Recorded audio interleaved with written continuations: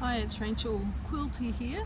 I thought I'd come down and just check the South Lismore railway station just to see how well it survived, because this is one of the oldest train stations in northern New South Wales, and it's done remarkably well.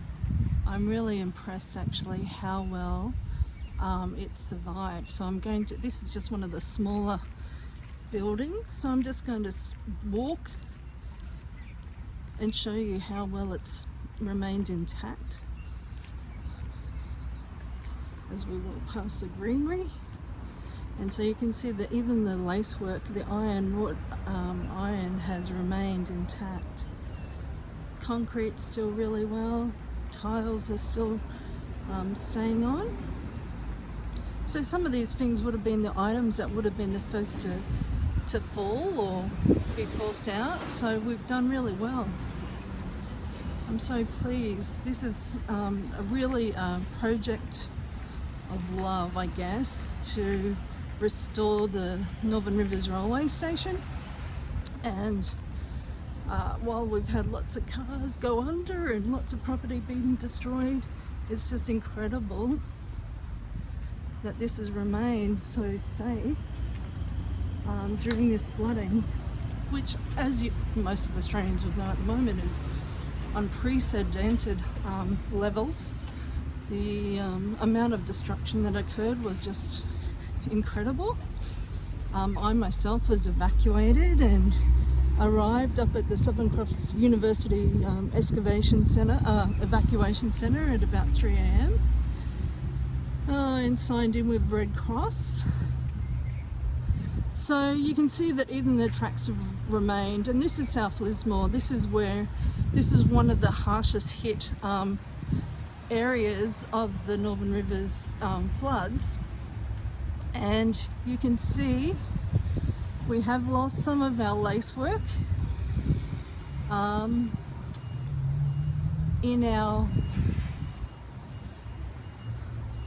the tops. However,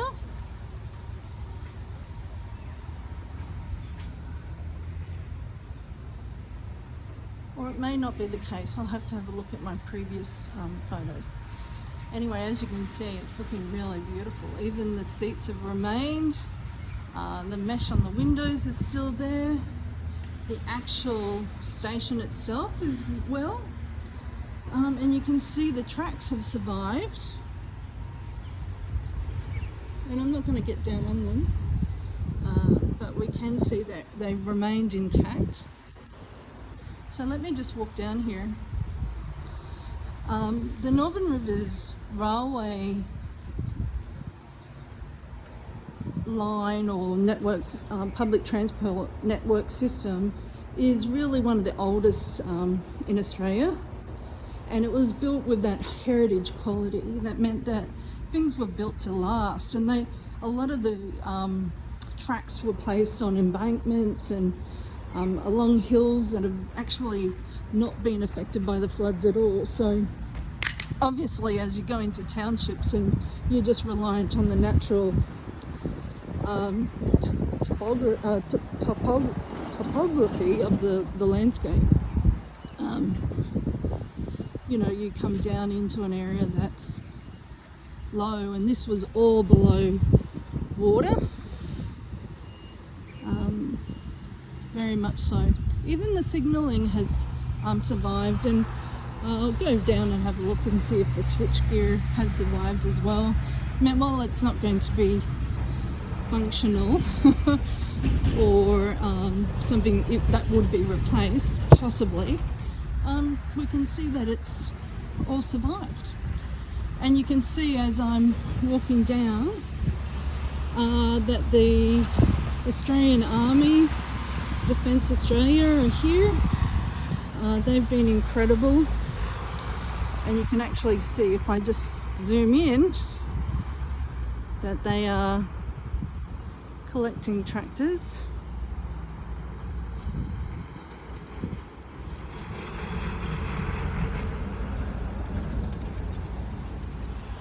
Oops. Let me just do that a little bit better.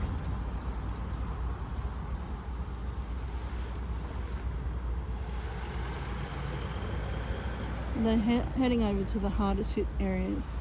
But as you can see, their signalling gear here is really well. The tracks are well. The crossing signs are blasted. The switch gear is still there. So this is just incredible. I'm so pleased. I can't tell you how much this means to the Northern Rivers community. And while there might be some opposition, it's largely because none of the actual local government authorities have been able to individually finance the recovery and restoration of the Northern Rivers Railway. And you know, as we're recovering from the floods, clearly it would be incredible opportunity to revitalise the region, to get our railway up and running again. And because the tracks are in such incredible condition because of the quality, and what I will say is that the quality steel is so would be so expensive to replace that it really does need to be protected, because it is such a valuable asset.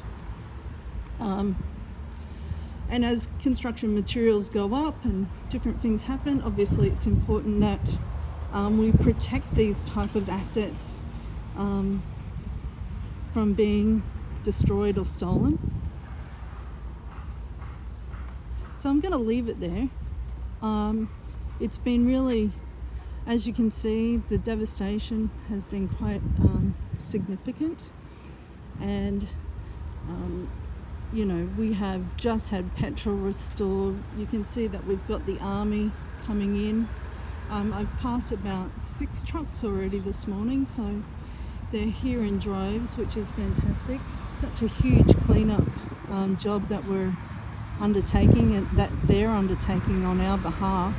The community is just trying to get back to some kind of normality, so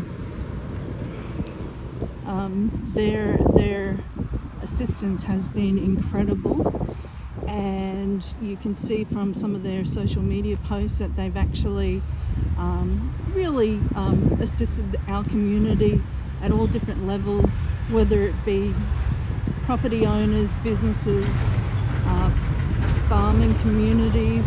It's just been across the board. If something needs to be done, that they've been there and been available. And look, all the services, New South Wales government services have been brilliant as well. The fire and rescue, the rural fire services, the SES, the New South Wales Police. It's just been an incredible community and government services effort that has helped us recover so quickly. I mean, we have businesses that have already opened and it's less than a week, so you know, that's incredible as well. Anyway, I'm going to sign off here.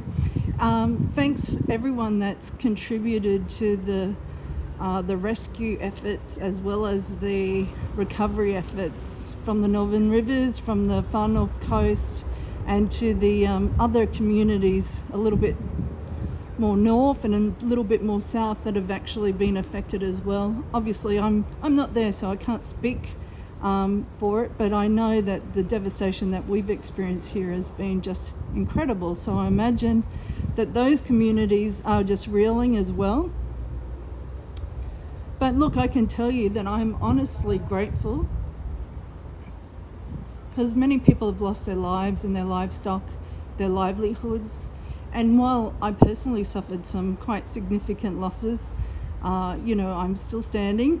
And so is this incredible building at the South Lismore railway station. So with that, I'll say adios, ciao bella, and thank you so much.